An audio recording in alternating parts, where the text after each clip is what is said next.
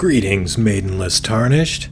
Welcome to Deconstructing the Game. I'm Ryan, and I'll be your host for our Veterans review of Elden Ring. Although this version of our review is mainly aimed at people who are already fans of this style of game, I would also say don't hesitate to watch it as someone new to the series.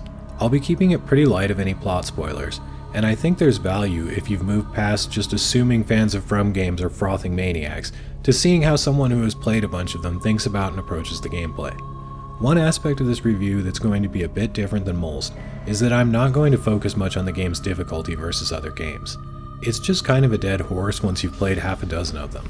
Although specific mechanics have been removed or altered to make From Software's games less arbitrarily cruel, the stuff that kills you most and makes you the most angry is still basically the same. Just to touch briefly on how I look at the difficulty now after years of playing, instead of saying get good, I prefer to say get zen. Because the ultimate currency of From Software games isn't souls or runes, it's patience and temper. I rarely describe myself as a skilled gamer, but I have completed most of From Software's games multiple times and completed some of the harder objectives in them. I haven't done this by perfecting the timing of the most difficult attacks or by min-maxing and soul farming. I've just developed the ability to stay calm more often than not while playing, and it allows me to achieve my goals more often without the game stopping me. The hardest part for anyone wanting to ultimately feel successful at these games is getting over your own ego, myself included. Once you play for years, and especially if you record footage of yourself and watch it later, the actual reasons the game killed you become obvious. While I can confirm from tearing apart the debug menus in past games that the games do cheat, it's actually subtle and not the overt robbing you of progress that you think it is at first. The hard truth you eventually accept and overcome is that games have trained us to act foolishly. Most often in From Software games, it killed you by fooling you with obvious tactics. An enemy baited you and you allowed yourself to be kited, the same way we players do to enemies in RPGs. We're just not used to the role being reversed and enemy AI doing anything besides charging in or taking cover. By remaining calm and observant, you start to find ways to exploit the game and be the one manipulating it, which brings more foe defeated and less you died screens. That's my little philosophy bit to get out of the way. Now let's review the game. Let's just get some necessaries out of the way real quick of what my experience was that I'm reviewing. I'm at just under 90 hours into the game, and I picked the Wretch starting class, so that's the naked guy with a stick. But I want to point out this is another thing about how your perspective changes. So starting as the class that seems the weakest seems terrible when you're first getting into the game, but over time you'll start to view it as a benefit because you get to control all of your stats, starting with all of them at the minimum. Although I did spend the majority of my time playing solo, I did a bunch of multiplayer activities and also did a good chunk of time playing with my friend Chris with voice communications. And that's something that you will find makes these games a lot more agreeable, is when the people you're playing with you're able to use voice communication, which the game doesn't feature on its own. So that's just to describe my multiplayer experience. I was a lot less frustrated because I wasn't spending all of my time trying to find strangers to play with. I had a friend playing the game that I was able to communicate with on Discord. Overall, I would say that playing multiplayer is probably the biggest thing that can make the game not necessarily less frustrating, but more fun all the way through.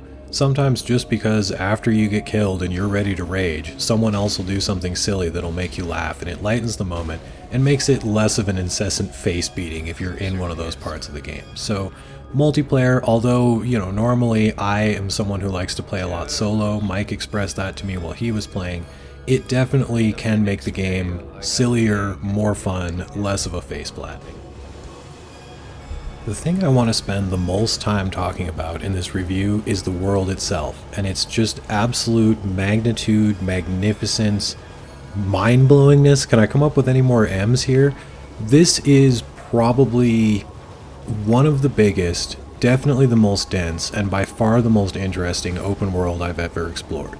And it is like I kind of figured in my previews, where the entire world is not open to you. Some parts are gate-kept by bosses, but it's much like the original Dark Souls, where at the beginning a good chunk of the world is open, and then you have to beat specific bosses to open up some of the final areas. That being said, the amount of land that you can just run out and explore right at the beginning of the game is absolutely huge, and a lot of players could probably be satisfied for playing an entire game without ever accessing those final hours. You could spend, and I did, 70 or 80 hours just riding around exploring mini dungeons, doing side objectives, and not progressing to the final areas at all. A misconception about the game I think a lot of people got from the network test being featured in Limgrave, which admittedly is a very generic kind of rural England-y fantasy setting that we've seen overused in a lot of games, but the regions of the game are actually quite distinct and pretty interesting to explore. I especially found the hellscape of Caelid to be very compelling, but all of the regions had interesting things to find that were very different from the stuff discovered in the others. Another thing that a lot of people took from the network test is that all of the dungeons would be similar. It's true that they fall under a series of themes of where there are mines where you go to find smithing materials.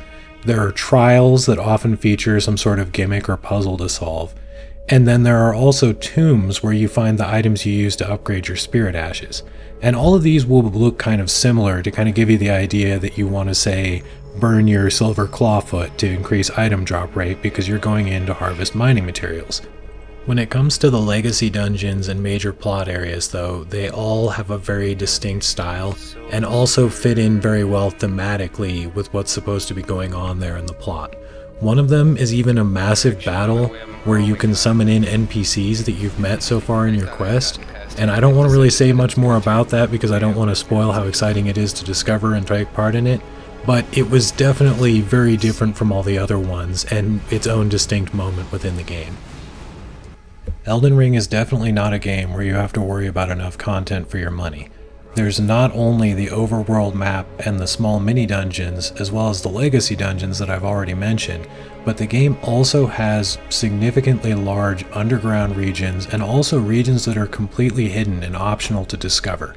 The overall content in this game is easily bigger than a lot of games with all of their DLC. Although Elden Ring definitely maintains From Software's tradition of the plot being fairly obscure and NPCs being very obtuse, I was a little surprised to find that it was actually more accessible than I expected even.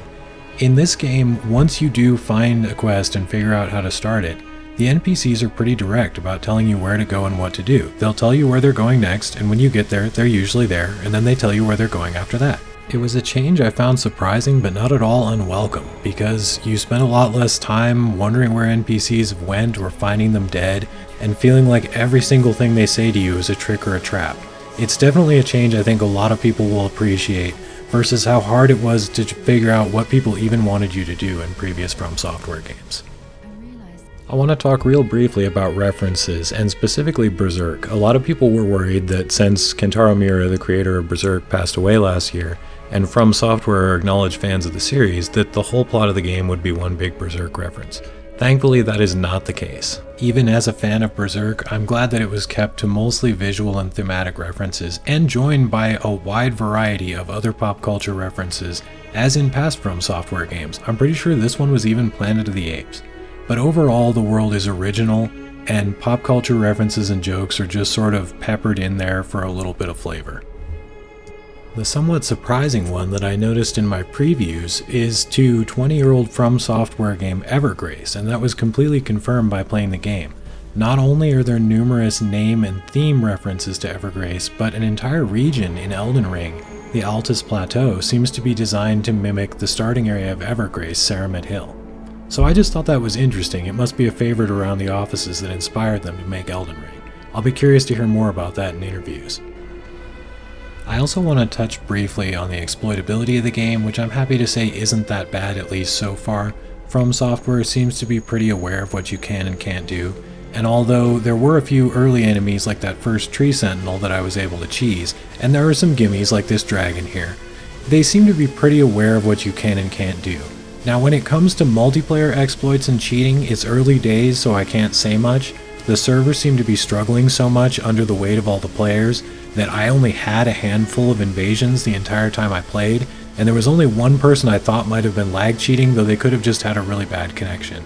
So at least at the moment, it's not like you see people flying all over your screen and backstabbing you from another dimension. It's not like you can easily just break the game and bypass huge chunks of it without, doing some really over-the-top kind of stuff. There do seem to be some cheating methods that people have discovered, but it appears at the moment at least the anti-cheat software is stopping them from using it in multiplayer. So early days again, but at least for the moment I didn't have anything that really broke my experience, and I also wasn't able to completely cheese tough enemies towards the end of the game. There were some that it seemed I was intended to be able to, and there were others where the game just clearly told me, no, you're not going to do that. As a little side note here before I wrap up, I want to mention that I did play on PC, and although a lot of people have had a lot of trouble running this game or running it consistently, I had a pretty good experience after the first few hours, which is pretty normal with DirectX 12 games. Once it compiled most of the shaders, my gameplay was pretty smooth. The footage you're seeing here is pretty representative of what it was like for me to play. I was in 1080p at high settings, so I didn't, go through and cut out the footage that looked really bad. It ran pretty smooth for me after the first couple hours, so it's not something that I'm really going to focus on a lot. I may do more performance review in the future and talk about how patches affect it. With the near universal praise that Elden Ring has been getting, it probably doesn't come as much of a surprise that I, as a fan of From Software games, have nothing but high praise to offer it. Even beyond that though, I would say that when I've had a little bit of time to reflect on it, I'm pretty sure this is going to make it into my top 5 games ever.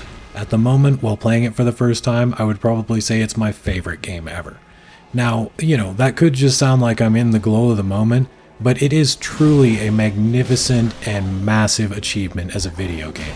There is a lot here, and especially compared to what we've been led to expect for our $60 to $70 for a new game, this absolutely blows away the standards. Now, it's still not going to be for everyone, but I really think that with the refinements, improvements, and expansions of the gameplay style that a lot of us have come to love already, that this game truly will appeal to a huge, wide audience, even compared to the previous, pretty popular games made by From Software. While I'm sure there will still be some people who this gameplay style just isn't for them, I think there's going to be more people that are going to be able to make it past the frustration of the initial 5 to 10 hours of these games, because what's here is so compelling, especially compared to what we have been led to expect in other video games and how little content we often get out of the box, versus the absolute massive undertaking that attempting to complete this game is. And honestly, even if you only make it about halfway through the game, you've still got a lot of entertainment for your money. And I think that that is going to bring a lot of people in to where it is true that some people just look at these games and they say, no, I don't like it, it's not for me. But it's also true that most of us who are huge fans said similar things to that our first time it absolutely flattened us. And now we, still accept that some of that stuff is true, have new complaints that are a little more nuanced, but we enjoy these games and really have a good time playing them. So I'm really hoping that this is that one that breaks through that barrier for a lot of people, and if you are someone who just doesn't like it, hey, that's totally fair, but to objectively say that this is a bad game or that the designers don't understand something that is obvious to you, I think that just isn't really going to hold water at this point, because this is one of the biggest and most entertaining games that I've seen in years, if not ever. I'm Ryan. This has been my Veterans Review of Elden Ring. Thank you for watching.